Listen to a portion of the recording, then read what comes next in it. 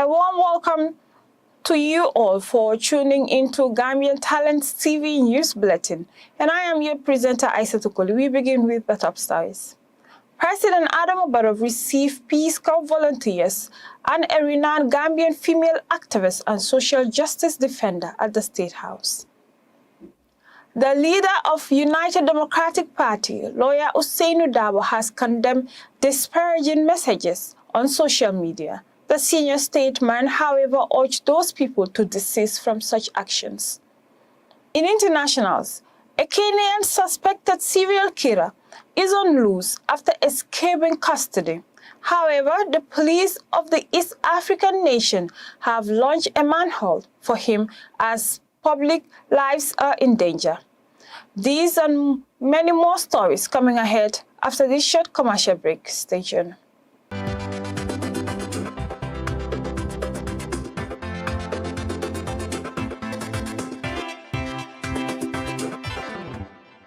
Welcome back. In case you're just tuning in, this is Gttv News Bulletin with me, Aissatou Koli.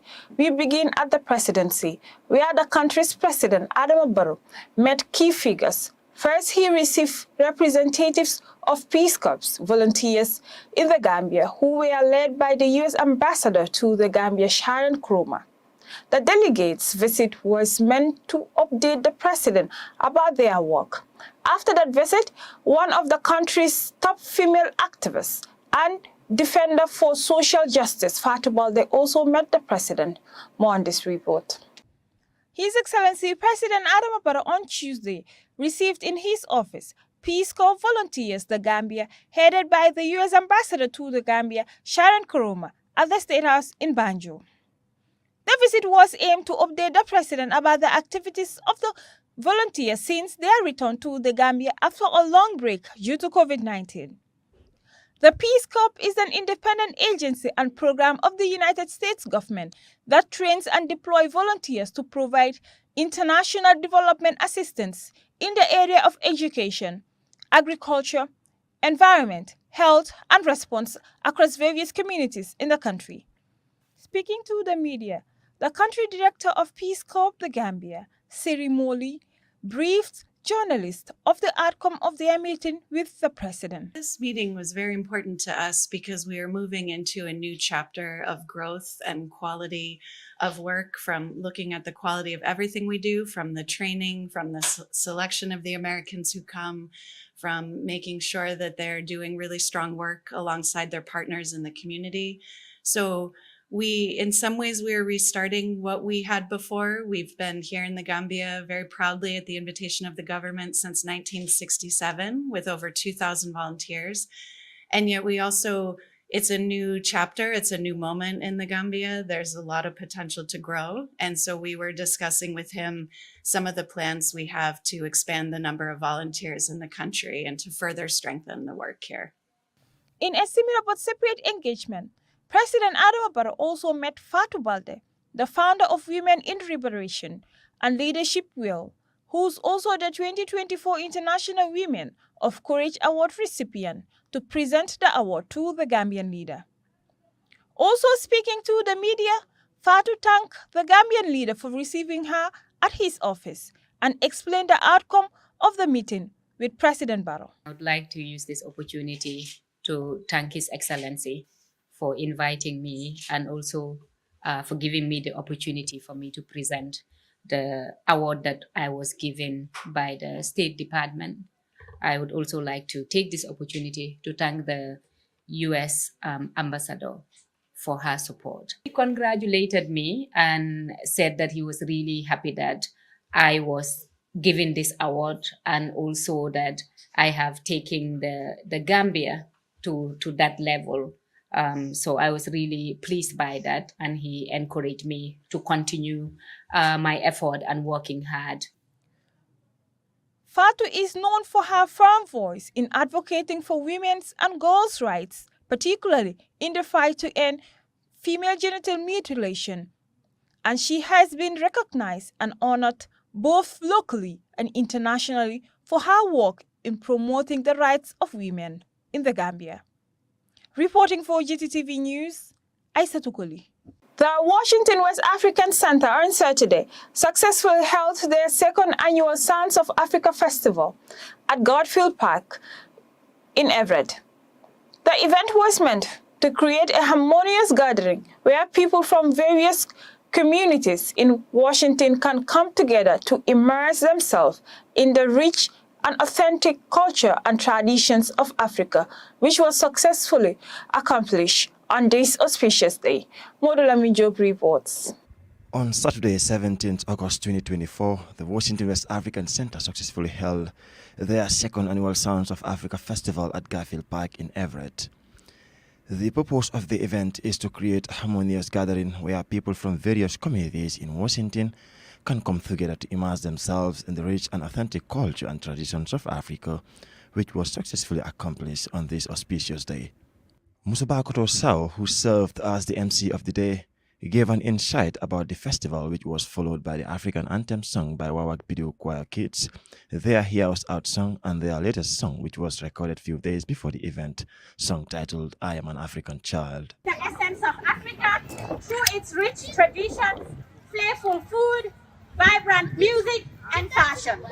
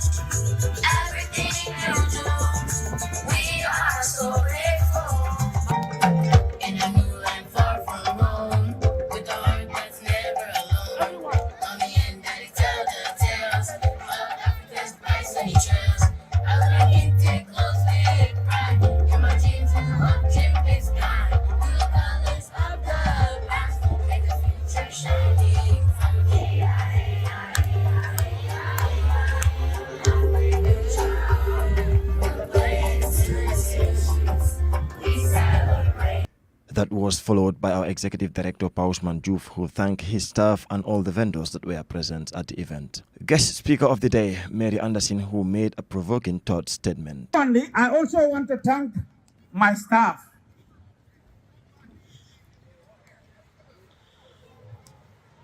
For the great job that they have done in putting this event together. It's not easy. All these days we've been working very hard to make this happen. It's the second year. We did it at the Everett Community College last year and brought it here this time around. It's bigger and we hope it will be better. To all our wonderful vendors, please give it up for yourselves. We have lots of vendors out there that are selling food, that are selling clothes, different things, and we have a lot of resource booths on this side as well. Please walk around to all of them and support them and patronize them. We appreciate this. And I would like to leave you guys with 3 principles I live by. When someone shows you who they are, believe them. When you know better, do better. And when you're learned, teach. God bless you, God bless America, and God bless Snohomish County.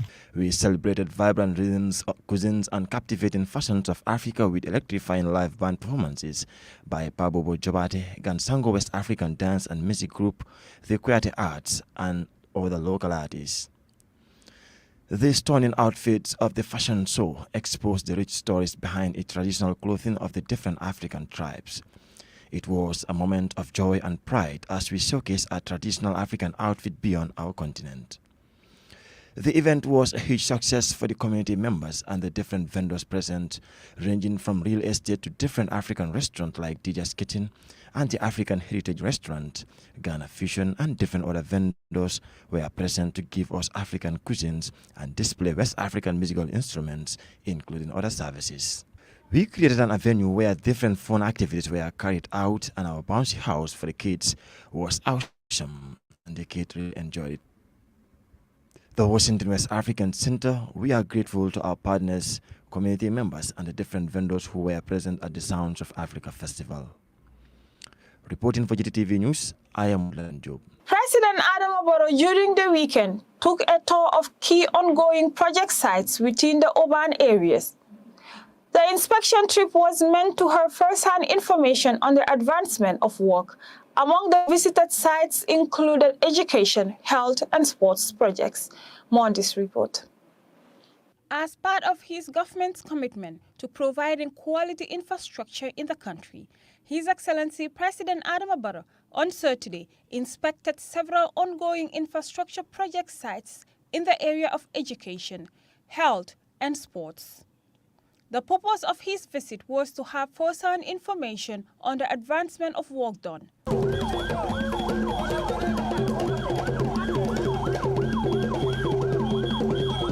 The first stop of the presidential motorcade was in Brikama, where the president and his entourage inspect the Brikama College dormitories, which is funded by MRC Holland Foundation, whose work is at an advanced stage.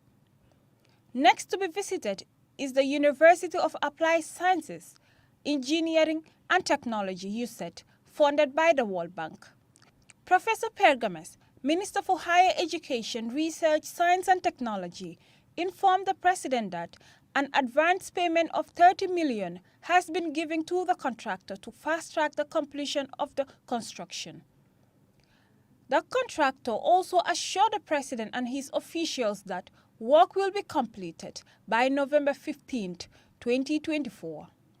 For his part, the President stressed the need for work to be completed before February of 2025, as he wants it to be part of his achievements for the country's 60th independence celebrations. The President and his entourage proceeded to the ongoing construction of the Emergency Treatment Center in Farato, a hospital that should accommodate more than 1,000 bed capacity to boost access to quality and affordable healthcare service in the country. The presidential motorcade proceeded to the National Food and Drug Quality Laboratory at Bruceby. Engaging the contractor on the importance of the laboratory center, the President emphasized that work should be carried out, and one of the challenges faced in the health sector is having a center to be able to test drugs in the country rather than sending it to other countries for testing. He said that Gambians will be happy to have such a facility and that medicines consumed will be tested for consumption. For his part, the contractor assured the President of their willingness to complete on time and targeted June of 2025 for completion. The final place to be visited was the Independence Stadium renovation project site, which was banned by CAF for hosting home games, as it did not meet the requirements for hosting games. Speaking to the media, His Excellency President Adama Barrow expressed satisfaction on the progress of these various projects despite challenges, and urged Gambians to be patient as his government is committed towards the development of the country. I'm very, very happy. We still have some challenges, but overall I think we are very happy. This is part of our routine to go and inspect project sites. These projects are very important projects. They are social projects. Are doing in different areas, different sectors, the health sector, the sports sector, the road infrastructure, agriculture, energy. We are doing a lot at the same time. So I think Gambians, the advice is let us maintain a little bit of patience. Our economy is not that strong. Our resources, we are very concerned when it comes to resources. But this is not about resources, this is about innovative financing. That's what we are trying to do. In response to a potential new stadium by his administration, here is President Adama Barrow once again. It's really unfortunate that our stadium is banned, and this was a grant from China. It's really unfortunate. I think previous government should have taken care of this. This is not our fault, this is not our making. But now government is continuity. It is our responsibility to make sure that we fix this stadium. We will fix it and think about building another one. But before thinking about another one, we have to fix this one first.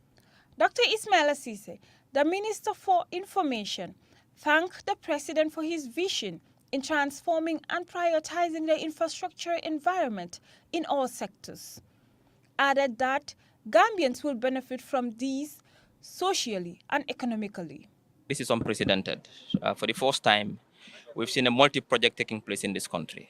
All these sectors, parallel development, it happens nowhere in the continent, nowhere in the world, where a government, as resource constrained as the Gambia, can engage and start and initiate parallel multi-sector projects, healthcare, higher education, sports, infrastructure. I haven't seen it anywhere. So therefore, we need to thank His Excellency for his vision, for his foresight, for his innovative way of thinking and generating resources internally. Most of these resources are generated internally, but also with the support of donor partners as well. But it is his vision that brings this about. So I think we need to thank him. Reporting for Gttv News, Aissatou Koli. The leader of the United Democratic Party, lawyer Ousainou Darboe, has asked his party members to avoid engaging into what he called juvenile sparks and name-calling for such rifts to generate into the use of abusive language and dragging their family names into the gutter. This comes after a senior member of the party slurred late former President Sauda Kairaba Jawara after a tense social media argument with UK-based Yunus Haidara. Mr. Haidara later quit the social media page. In a statement, he expressed grave concern about the state of national discord. The statement reads, "Hardly a day passes without one seeing or hearing outrageous and disparaging comments made by our compatriots on social media in the name of politics. As a senior citizen, I believe it is my responsibility to speak out on the errant behavior of some of the younger generation. Some of them feel entitled to be obnoxious every time they have a disagreement with others. Instead of focusing on the issue at hand and trying to resolve it maturely, their first reflex is to be needly rude and insulting to the person opposite. I have observed with dismay and disappointment how some members of our party engage in juvenile sports and name-calling only for such tiffs to generate into the use of abusive language and dragging their family name into the gutter," a statement added. The ex-CEO of Brikama Area Council, Modu Jonga, continues his testimony before the Commission of Local Government. In his last appearance, he confessed that the $33 million geology fund meant for 14 communities was used to settle debt of the council. Modu Lami Job tells us more. A televised inquiry session showed the former senior official of Brikama Area Council continued his testimony in which he confessed to illegal dealings during his tenure in his office. The latest confession by the witness was how a whopping $33 million geology fund meant for over 10 communities was spent. In his reply to the lead council's grilling question, the witness admitted to spending the money to repay the debt of the council.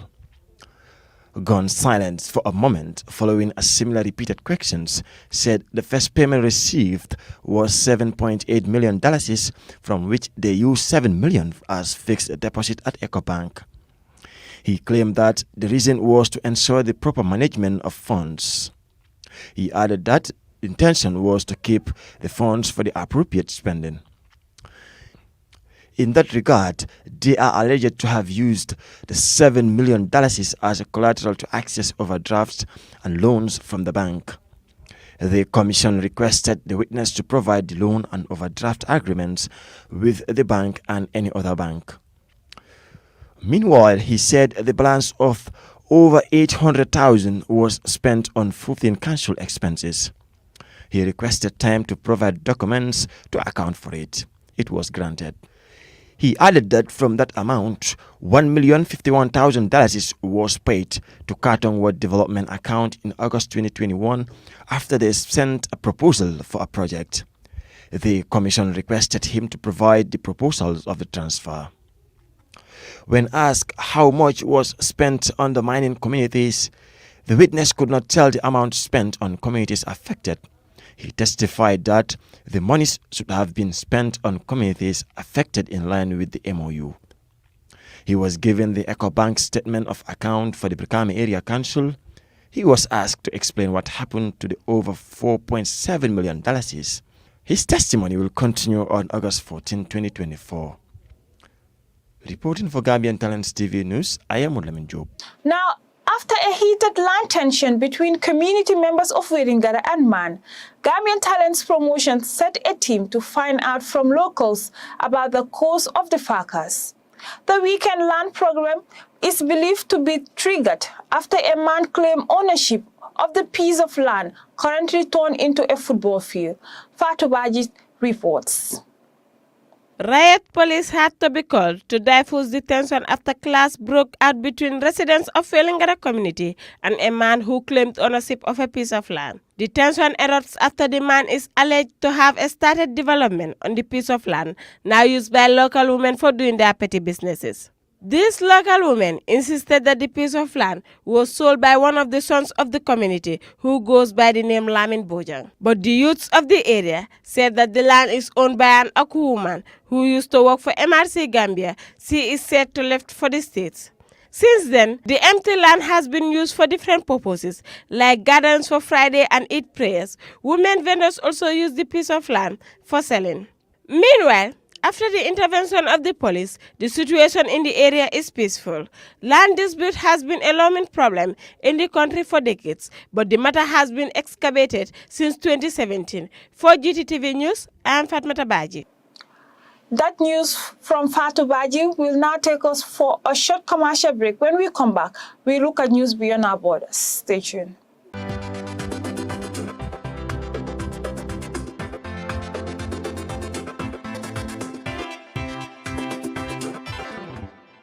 Welcome back. Now to international, where a suspected serial killer in Kenya has escaped from custody, prompting a manhunt, police say.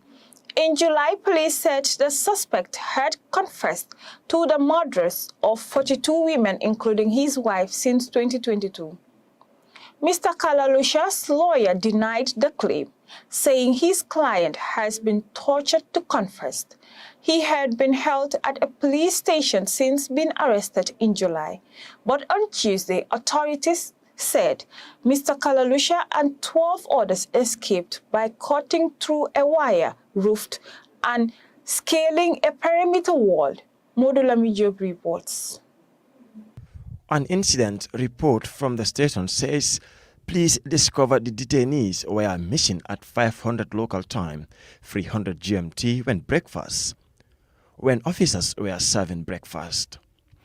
The 12 individuals who fled alongside Mr. Kalusha were Eritrean nationals detained for entering the country illegally, the police said. Mr. Kalusha, aged 33, was detained following the discovery of 9 mutilated bodies at an abandoned quarry in the capital, Nairobi. The victims were aged between 18 and 30 and were all killed in the same way, according to the police. Their murder sparked shock and outrage.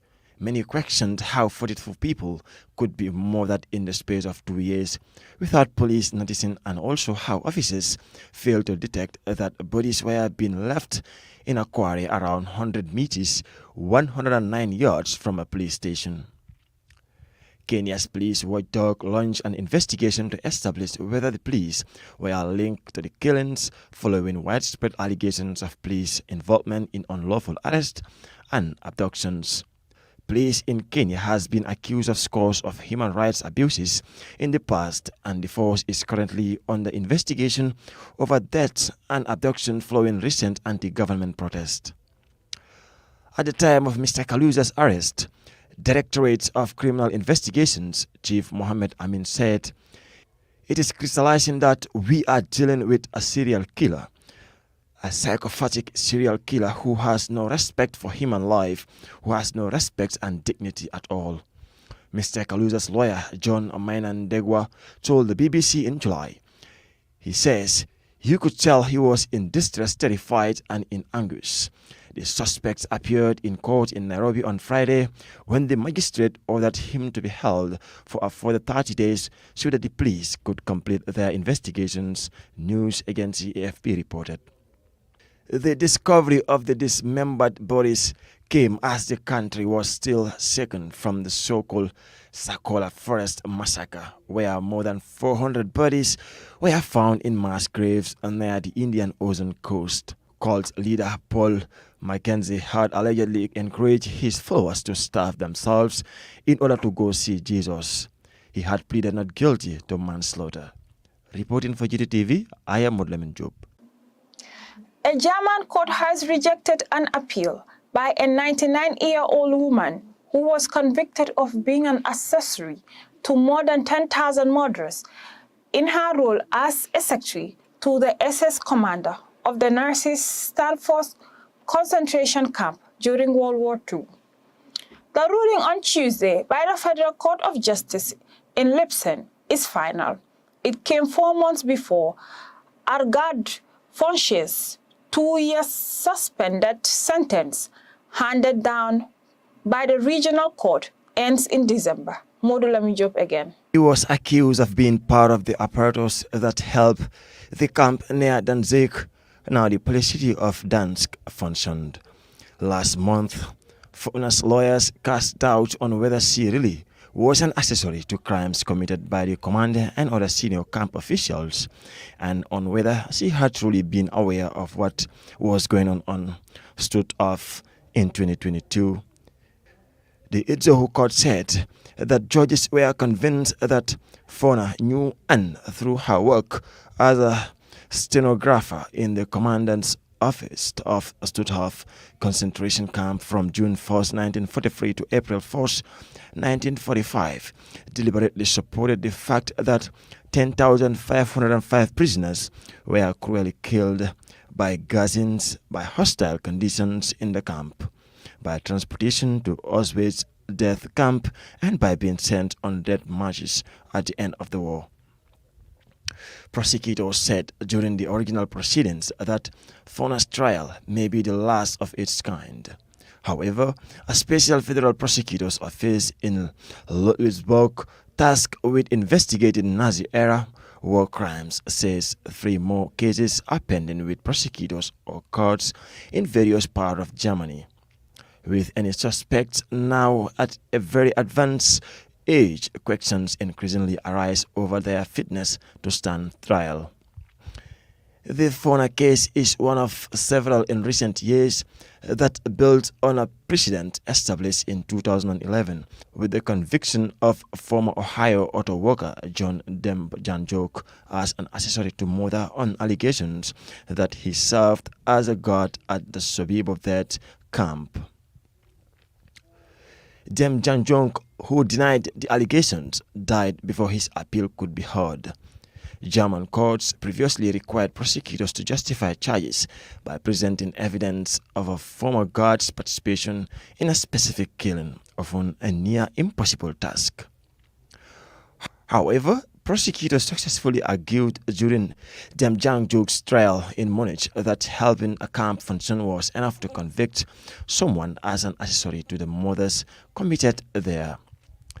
A federal court subsequently upheld the 2015 conviction of former Auschwitz guard Oskar Groening on the same reasoning.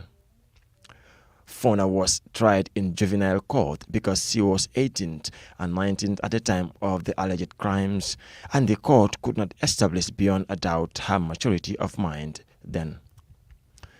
Initially, a collection of points for Jews and non-Jewish Poles removed from Danzig Stutthof was later used as a work education camp where forced laborers, primarily Polish and Soviet citizens, were sent to serve sentences and often died.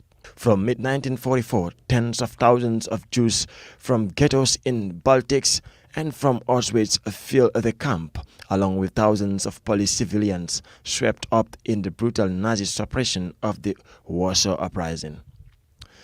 Others imprisoned there included political prisoners, accused of criminals, people suspected of gay activity and Jehovah's Witnesses. More than 60,000 people were killed at a camp. Reporting for Gambian Talents TV News, I am Mudlamin Job. That news brings us to the end of this news bulletin, but before we take a leave of you, here are our top stories once again. President Adama Barrow received Peace Corps volunteers and a renowned Gambian female activist and social justice defender at the State House. The leader of United Democratic Party, lawyer Usainu Dabo, has condemned disparaging messages on social media. The senior statesman, however, urged those people to desist from such actions. In internationals, a Kenyan suspected serial killer is on loose after escaping custody. However, the police of the East African nation have launched a manhunt for him as public lives are in danger. Well, that's it from us and the entire production team. Do have a pleasant evening. I have been your presenter, Aissatou Koli. Have a pleasant evening. Bye-bye.